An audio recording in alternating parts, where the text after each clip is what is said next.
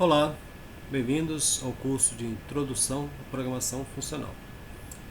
No encontro de hoje a gente vai falar um pouco sobre a lista e a tupla.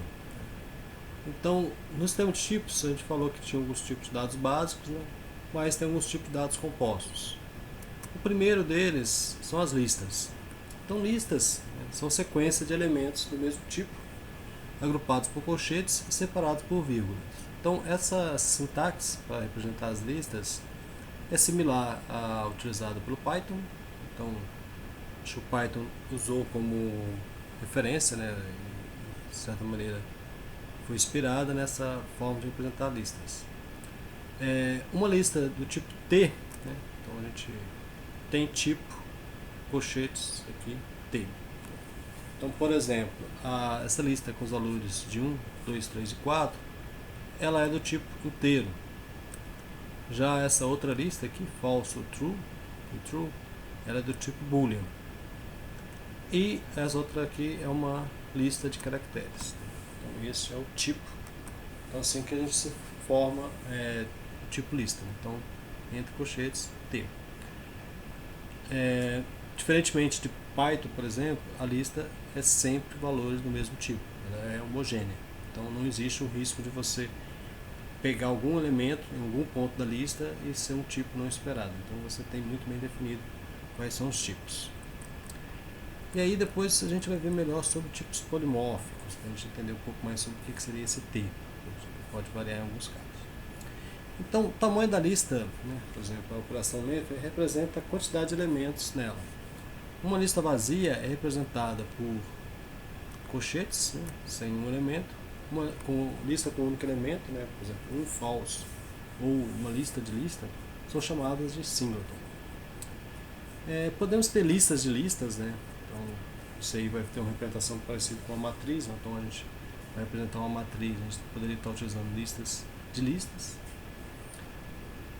E a gente vai ter mais uma aula ainda sobre listas, né? E também nas atividades de laboratório da primeiro encontro, a gente já fez alguns exercícios com lista, apenas experimentando pelo GHCI, mas a gente vai ver um pouco melhor sobre a lista numa aula na próxima semana.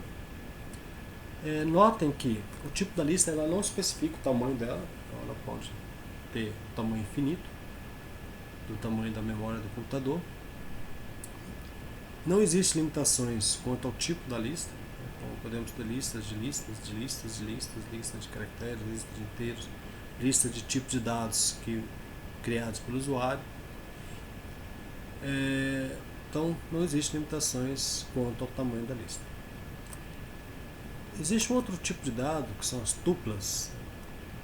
As tuplas são sequências finitas, né, de componentes contendo 0 ou mais tipos diferentes ou iguais. Não é obrigatório que os tipos sejam diferentes, também não é obrigatório que os tipos sejam iguais. Então aqui, por exemplo, a gente tem um tipo que é bool e bool, então temos dois tipos iguais. Já esse outro exemplo, a gente tem uma tupla com valores do tipo double, outro valor do tipo string, outro valor do tipo bool. Então, o tipo da tupla é definido entre parênteses, né? Então a gente tem valores T1, T2 até Tn, o tamanho da tupla que a gente quiser. O número de componentes de uma lista é chamado de aridade, né? E uma tupla de aridade zero é a tupla vazia, representada por essa forma aqui. Tuplas de tamanho 2 são conhecidas como duplas ou pares. De tamanho 3 são triplas. As tuplas ou pares são as mais comuns. Então note que o tipo da tupla não especifica também o tamanho. Desculpa, o tipo da tupla especifica o tamanho, né, porque eu tenho que dizer que essa tupla ela é uma tripla, né, tem 3 valores. Essa outra tupla aqui é uma tupla que tem apenas 2 valores. Não existem limitações dos tipos associados à tupla, né? Podemos ter tuplas de tuplas. Tuplas têm um tamanho finito, né?